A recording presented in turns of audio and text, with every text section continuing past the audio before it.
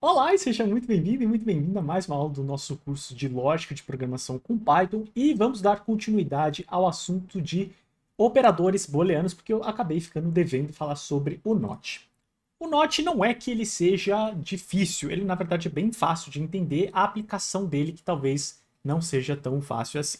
Então eu ensinei para você que uma vez que você queira reunir várias comparações em uma única grande comparação, você pode utilizar dos operadores lógicos. E aí eu acabei te ensinando dois desses operadores, o AND e o OR. Como é que o AND funciona? O AND ele é aquele operador onde tudo precisa ser verdade para que o resultado final seja verdade. Então, por exemplo, se eu pedir para printar aqui true and true, o resultado final dessa operação toda precisa ser true, porque todos os valores booleanos envolvidos, que aqui no caso seriam resultados de comparações, são verdadeiros. Agora, se eu colocar um falsezinho aqui de boa, o que acontece? A operação toda ela tem o resultado como false, porque eu preciso que todos os envolvidos, dois ou mais, todos eles precisam ser true. Quando eu quero aplicar uma certa flexibilidade, eu posso utilizar o OR, porque no OR, se pelo menos uma das condições for verdadeira, o resultado final é verdadeiro. Então, se eu pegar aqui e colocar true or true, obviamente o resultado ele vai ser também true, porque pelo menos um ou os dois, no caso aqui, são true. Se eu colocar true or false, o resultado também continua sendo true, porque pelo menos uma das condições, um dos valores booleanos atrelados é verdadeiro. A única forma de eu fazer isso aqui falhar é se eu tiver os dois como false, e aí o resultado vai ser como false. E aí a verdade é que eu posso combinar isso, né? Eu posso criar aqui esse false and true, e na verdade vou fazer o seguinte, ó, vou colocar aqui false and true, e aqui desse lado vou colocar true and true. Pensa rapidinho, qual que seria o resultado dessa operação booleana? Conseguiu pensar? Antes mesmo de eu rodar, é muito fácil identificar, porque eu tenho três ANDs e eu tenho um false envolvido. Se eu aparecer algum false em qualquer momento aqui, eu já sei que esse resultado vai ser false. Agora, se eu colocar um OR aqui, a coisa fica diferente, né? Porque aqui eu vou ter verdadeiro, tendo um verdadeiro e um OR, eu não preciso nem olhar para o restante, porque eu já sei que isso aqui vai ser verdadeiro. Legal, o que nos leva então ao terceiro operador, que é o operador NOT. O operador NOT, na verdade, ele funciona sozinho e ele funciona da seguinte forma. Você usa a palavra NOT e você vai atribuir um valor booleano. Quando você faz isso, o NOT ele vai simplesmente negar, ele vai ser a negação do valor que você está passando para ele. Então ele inverte ali o valor. Então se eu passo para ele true, ele me dá false, e se eu passo para ele false, ele vai me dar true. E é assim que ele funciona.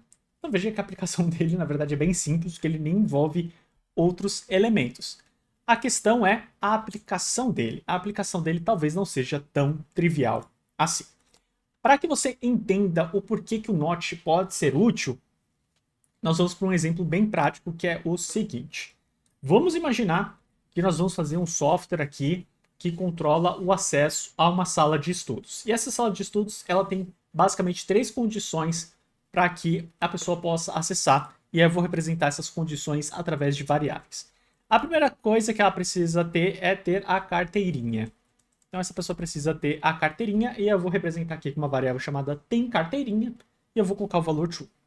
A segunda condição é que ela precisa estar no horário. Então ela precisa ser uma pessoa pontual para conseguir também entrar dentro dessa sala de estudos. E por fim, eu preciso saber se essa pessoa foi banida. Se essa pessoa foi banida, ela não pode entrar. Então, no caso aqui, eu vou colocar como false. Então, se a pessoa foi banida, mesmo que ela tenha carteirinha e mesmo que ela esteja no horário, ela não pode entrar dentro da nossa sala de estudos. E aí eu vou pensar então como é que eu faço um if onde eu consigo validar essas condições. Eu poderia dizer o seguinte: bom, se a pessoa tem a carteirinha e está em horário, posso prender aqui e colocar aqui, pode entrar. Caso contrário, acesso negado. Legal. Vamos testar então, ó. Então eu tenho a carteirinha, tô no horário e eu ainda não tô vendo aqui se a pessoa foi banida, tá? Então se eu tiver true e true, eu espero que eu possa entrar na sala.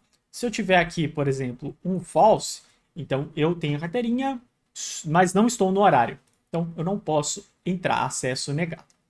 Legal, então vimos que já funciona. A questão agora é como é que eu encaixo o foi banida. Se eu colocar aqui e foi banida, você concorda comigo que o resultado não vai ser aquilo que a gente exatamente espera? Porque olha só, se eu colocar que a pessoa foi banida, aqui como true, ela vai poder entrar. E aí isso quebra toda a lógica da nossa aplicação. E aí é nesses casos onde o not entra. Porque na verdade eu quero que ela não tenha sido banida. Ou seja, not banida, não banida. E aí eu posso utilizar aqui os parênteses, inclusive para dar uma organizada aqui nas minhas condições. Então, se ela tem a carteirinha e está no horário e não foi banida, ela pode entrar. Então, nesse caso agora, ó, ela tem o acesso negado, e aí se ela não foi banida, aí sim ela pode entrar. Então percebe que o not ele ajuda no que a gente chama de semântica, né? Ele ajuda ali a você organizar o código de forma que a negação aqui ela torna mais clara o que você está validando. Legal? Da mesma forma, eu vou pegar aqui o código da aula anterior, que era o código ali do brinquedo, né? Que tinham duas condições, que era idade e altura, e eu posso usar o end caso eu queira ser mais restritivo, mas eu posso usar o or caso eu queira ser mais permissivo. E aí vamos imaginar aqui que eu quero ser mais restritivo. Eu poderia também utilizar aqui o not, dependendo da forma como você quer enxergar esse código. Uma coisa que eu posso fazer, que não é tão comum como deveria ser, é que eu posso, na verdade, pegar essa condição e colocar dentro de uma variável para dar semântica ao que eu estou validando. Então eu posso colocar aqui, ó, por exemplo, requisitos atendidos. E aí eu posso colocar as duas condições aqui e simplesmente colocar aqui requisitos atendidos igual a true. Então, se eu vou fazer a validação, se a pessoa tiver os requisitos atendidos, ela tem a entrada liberada. Então, por exemplo, vamos colocar aqui, a pessoa tem 20 anos e tem 1,90 de altura e a entrada está liberada. Então, eu consigo e devo, em muitas das situações, pegar essas condições e atribuir em variáveis que vão tornar o código ali mais semântico, tá? Só que, na verdade, eu posso melhorar esse código porque eu posso tirar esse igual a true, tá? Essa condição acaba sendo um pouco redundante, porque esse aqui já é um valor booleano. Então, isso aqui ele já vai representar um true, e aí, if true, ele vai executar isso aqui. Se for if false, ele vai executar o código de baixo. Então, eu não preciso dessa condição.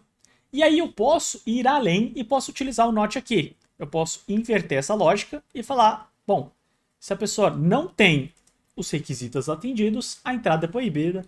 Caso contrário, a entrada é liberada.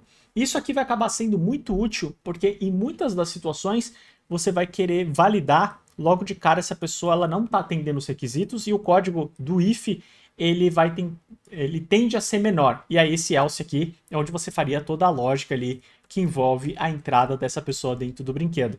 E aí o seu código fica até mais interessante, porque logo de cara você já faz a validação para saber se a pessoa pode entrar ou não, e aí você já acaba a execução, e aqui embaixo você pode executar o restante. Não que seja errado fazer do outro jeito, na verdade você pode fazer das duas formas, ambas estão corretas, ambas estão válidas, mas é uma questão de preferência, uma questão de semântica e leitura de código, onde o not vai acabar te ajudando bastante. Então eu espero que você tenha entendido, que você tenha gostado, lembrando que tem toda a série aí para você assistir, ela ainda não terminou, e a gente vai avançar com essas condições e fazer coisas muito mais legais. Então te vejo numa próxima aula, um grande abraço e até mais. Tchau, tchau.